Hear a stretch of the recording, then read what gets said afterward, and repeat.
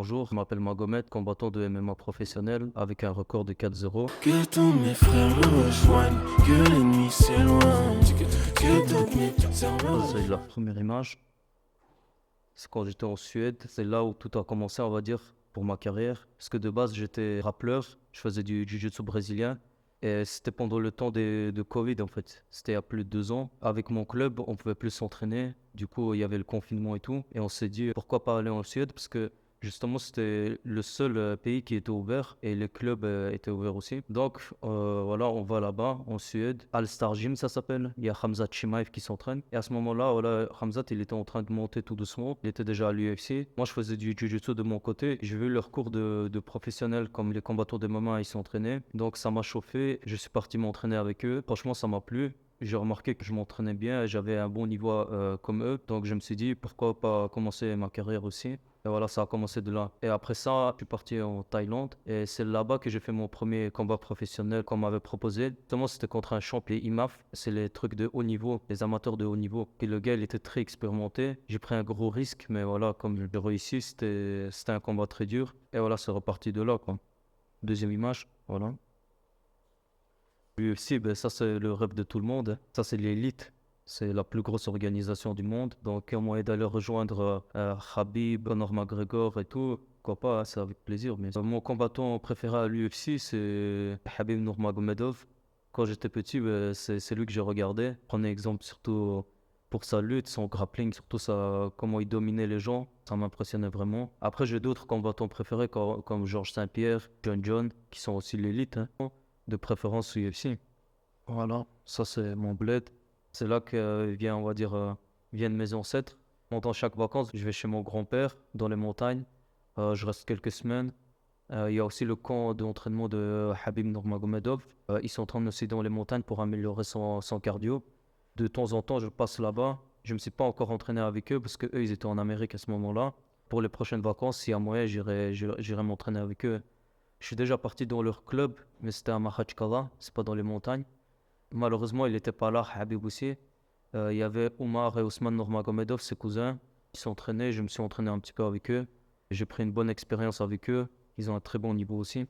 Franchement, ils m'ont bien accueilli. Comme d'origine, je suis aussi daguestanais, on a la même culture, donc j'ai rien dû payer. Normalement, leur salle, ça coûte super cher aussi là-bas.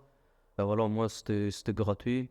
Je suis resté 3 semaines là-bas. Je me suis un peu préparé pour mon troisième combat professionnel. Moi, de base, je viens d'une ville russe qui s'appelle Astrakhan. Et au Daghestan, c'est juste pas loin du Daghestan, c'est 300-400 km, un truc comme ça. C'est mes parents, ils viennent plus du Daghestan.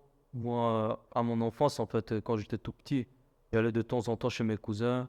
Et voilà, mais je faisais pas de sport de combat ni rien, c'était juste. J'ai commencé, on va dire, un petit peu tard ma carrière.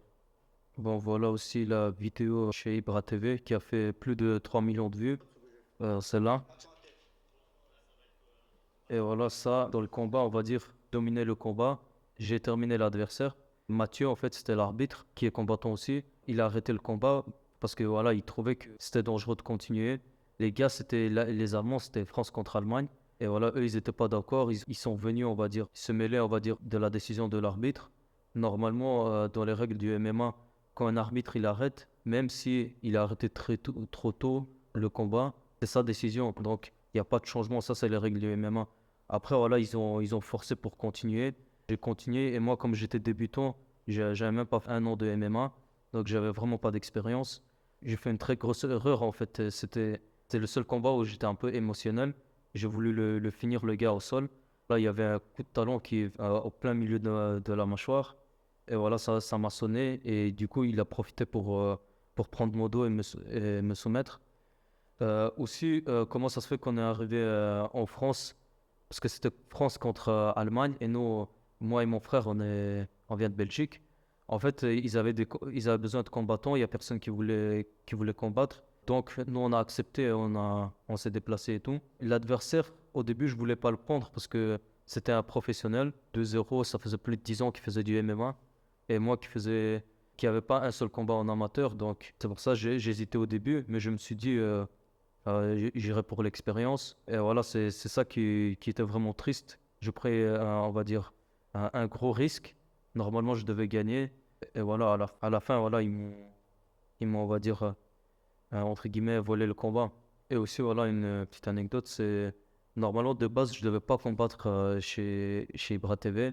C'était pour mon frère, en fait. Son ami, il a contacté Mathieu et en pensant qu'il allait jamais répondre, et il lui a répondu.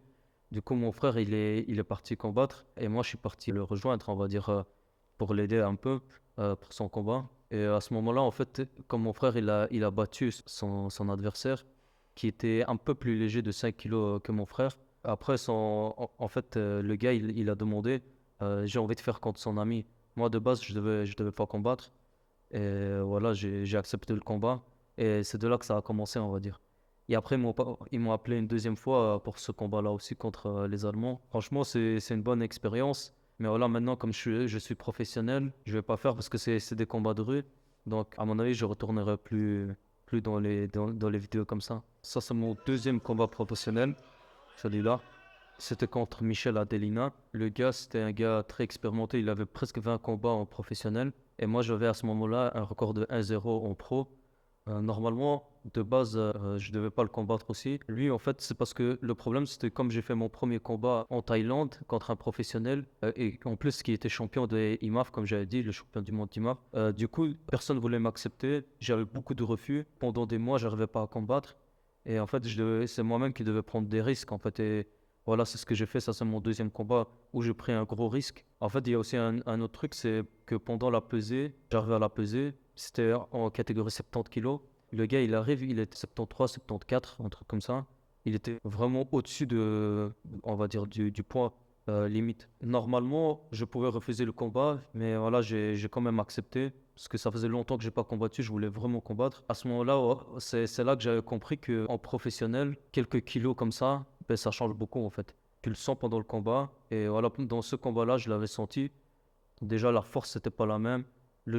C'est le jour d'après, ben, il a vraiment bien récupéré son poids. Et moi, j'étais vraiment pas lourd par rapport à lui. Je pense qu'il y avait 5-6 kilos de différence, un minimum.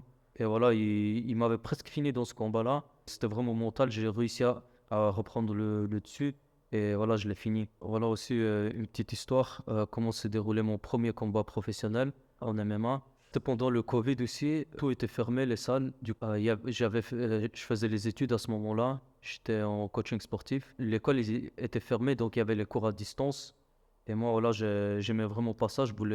Moi, j'aime plus bouger et tout. Donc, j'ai laissé tomber les études et je suis parti en Thaïlande m'entraîner. J'ai fait un camp d'entraînement là-bas. On m'avait proposé un combat professionnel contre un gars super expérimenté qui était champion d'IMAF. J'ai fait ma prépa là-bas. Mon frère, il était avec moi. Donc, après lui, il devait partir pour ces raisons. Ensuite, je suis resté tout seul. Je suis parti avec le coach de Phuket à Bangkok pour faire mon combat. Mon coach, à ce moment-là, on l'a testé, il était positif, donc ils l'ont repris aussi. Et du coup, je suis resté tout seul pour le combat. J'avais pas de coach ni personne. Voilà, ce combat-là, il était très dur, surtout mentalement. Là, j'ai réussi à prendre la victoire, on va dire. C'est là que tout a commencé. Et j'avais aussi, quand j'ai accepté le combat, j'avais seulement 1 an d'expérience en MMA. Et j'avais un combat amateur. Que tous mes frères me rejoignent, que l'ennemi s'éloigne. Que toutes mes sœurs me rejoignent.